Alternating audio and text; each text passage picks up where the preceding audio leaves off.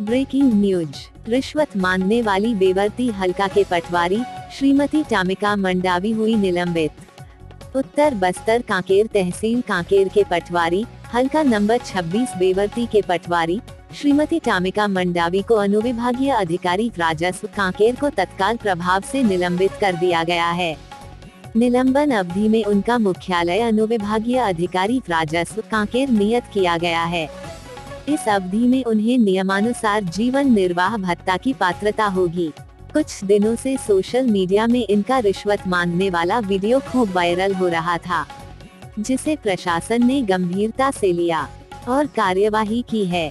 छत्तीसगढ़ और बस्तर के तमाम खबरों पर हमारी नजर, आपकी खबर हमारी कलम। बस्तर के तमाम छोटी बड़ी खबर से हमेशा अपडेट पाने के लिए अभी हमारे बस्तर न्यूज यूट्यूब चैनल को जरूर सब्सक्राइब कीजिए और वीडियो अच्छा लगे तो लाइक और कमेंट जरूर कीजिए।